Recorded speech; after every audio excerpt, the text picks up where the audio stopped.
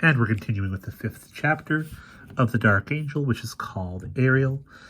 Ariel has just remembered the return of the Star Horse, and her memory ends with Irileth riding the Star Horse, looking much happier to be on the Star Horse than he has ever been with Ariel, his wife. And Aaron is the only one in the crowd who is paying attention to Ariel and takes her hand. "And after the conclave?" the ancient lady asked. Her voice was quiet, patient, but pressing. Ariel sensed that she must waste no time. She could not see her questioner. All remained in darkness, save for the heartless swirl of fire. But she had now become aware that it was not upon the air that the fire beads danced, but in the depths of a great glass globe that floated before her. "We set sail across the sea of dust for the lands of Westernice," she murmured. "We were joined by the people of Aaron's islands in their little skiffs. They have been alone upon the sea so long, their language is hardly like ours anymore. They look at Aaron, who is raised apart from them, and try to speak to her, but she doesn't understand. And when you reached the western shore, we were met by Saber, the Bandit Queen, who many still call the Queen of Avaric. Her followers are brigands, honest people once, who fled the coming of the Dark Angel. She is kin to Irileth and claimed the crown where the old king died, seemingly without heirs, but she calls Irileth her sovereign now." Ariel could not keep the bitterness from her voice. She pictured them, Irileth and Saber, two cousins as like. Both were of that lean and slender build, almost equally tall, with slant eyes, blue as little flames, and long, straight black hair worn in horsetail down the back. She remembered landfall, Irileth striding down the gangplank, his arms thrown wide to embrace the Bandit Queen. Though seemingly cool and reserved by nature, she had returned his embrace warmly, calling him cousin and lord. Saber wore the garb of Avaric, a sark and trousers, gathered into boots with upturned toes, a dagger in her belt, a hoop of white zinc gold piercing the lobe of one ear. Her face reminded Ariel uncannily of someone she could not think whom. Irileth greeted her with more ardor than Ariel had ever seen on display. Let's read that sentence again. Irileth greeted her with more ardor than Ariel had ever seen him display. Of course, he knew Saber, the daughter of his father's brother, though she had not yet been born when he had fallen into the witch's power. He had met her not many day-months past. Finding him near death upon the drought-stricken shore of Bern, Saber had nursed him until he could continue his quest for Ariel in the gargoyled lawns. All this he told the Lady Silva, excitedly by way of introduction. Saber smiled and allowed the lady to kiss her brow. Irileth introduced his brothers and their lawns, to all of whom she nodded courteously, followed by Taub the mage, then Ariel's brother, the Prince of Purs. And only then did he remember Ariel. Saber broke off her grave greeting of the Star Horse and turned, a sudden look of apprehension passing over her oddly familiar features. Ariel, too, felt a strange dread at their meeting, though she could not say why. "Cousin," Irileth began, too uneasy seeming, "this is Ariel." A pause. More softly. "My wife." Saber put one palm on her shoulder, head bowed. The Queen of Avaric went down on one knee before the pale girl in the wedding sari.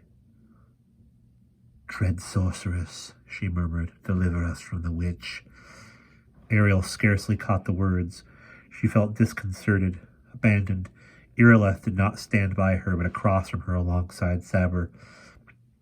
"Already you have returned my cousin and the Averclawn to us," the Bandit Queen went on, now lifting her gaze, "for which all Avaric in exile rejoices.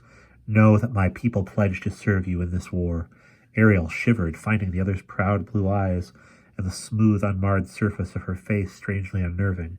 Ariel shook herself. Everyone was looking at her.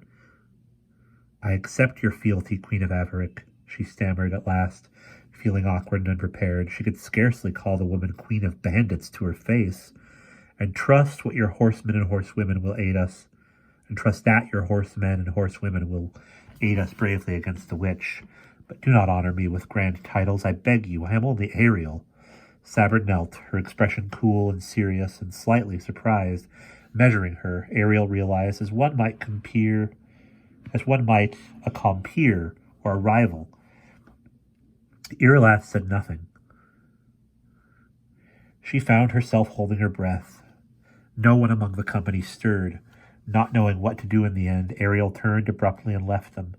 Prince, Bandit Queen, and the rest had tried not to glimpse the look of open relief on her husband's face when he realized she was going. A day-month of marching ensued, recruiting, provisioning. How slowly an army moved.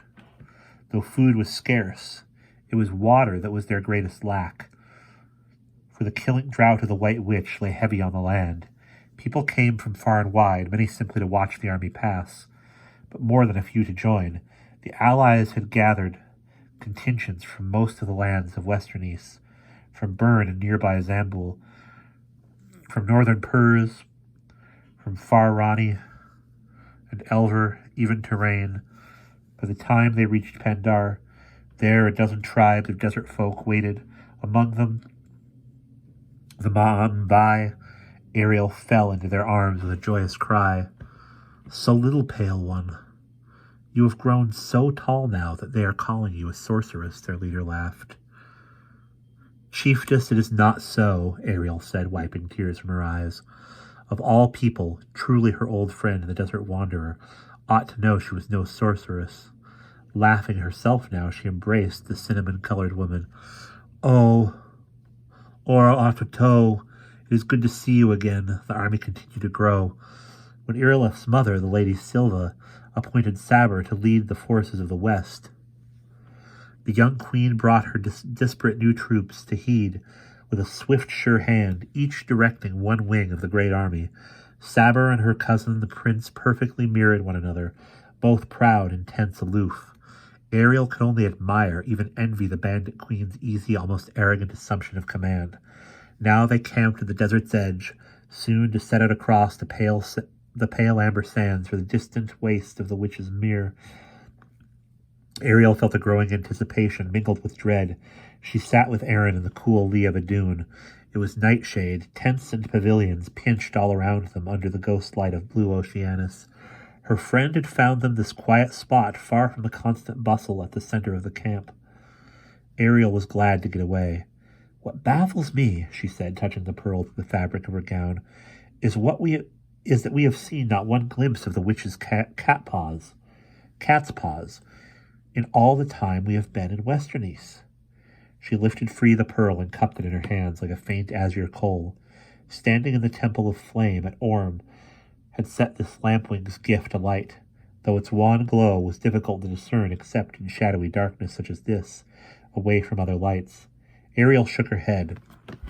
Not one scout, nor dog, nor one black bird. Why has the witch sent none to spy on us?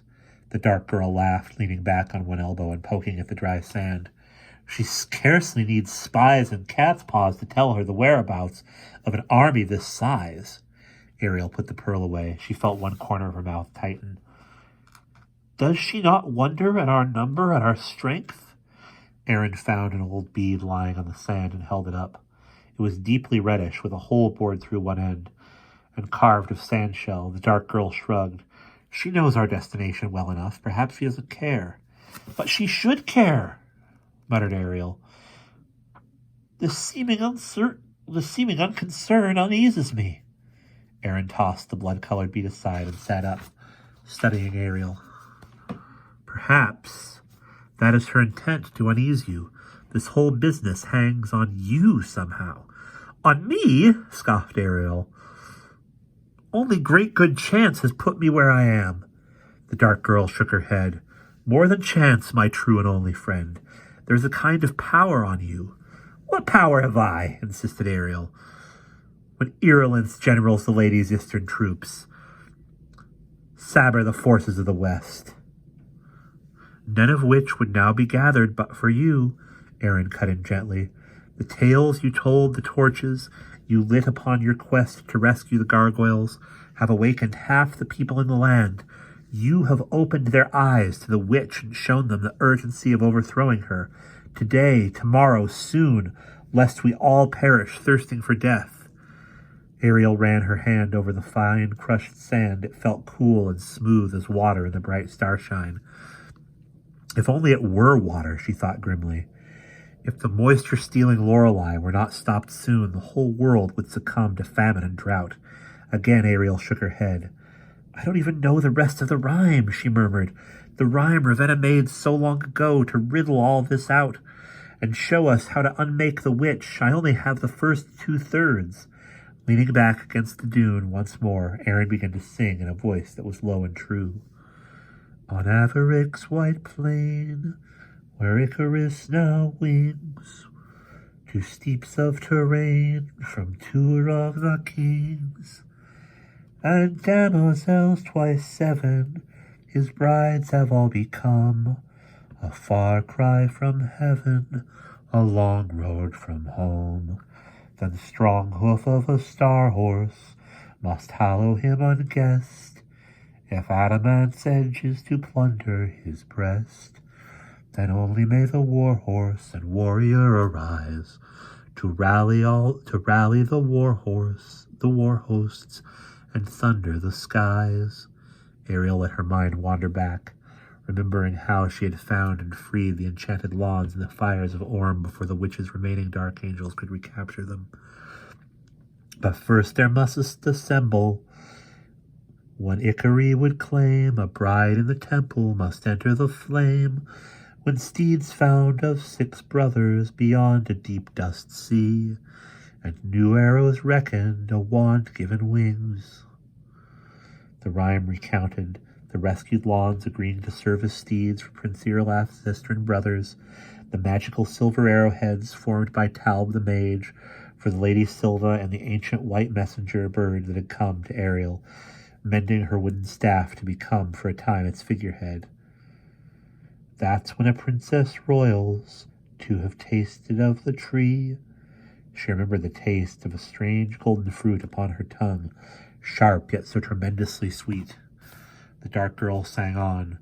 Then far from Esternice's city, these things, a gathering of gargoyles, a feasting on the stone, the witch of Westernice's hag overthrown. The gargoyled lawns all assembled at Orm, a dreadful sacrifice upon an ancient altar, and the witch's red-eyed harridan falling screaming from the highest ledge. Ariel came to herself with a start, realizing that Aaron had reached the end of the second long stanza, the last stanza anyone knew, and had stopped singing. The pale girl shook herself and gazed at her friend, wondering, and we'll pause there.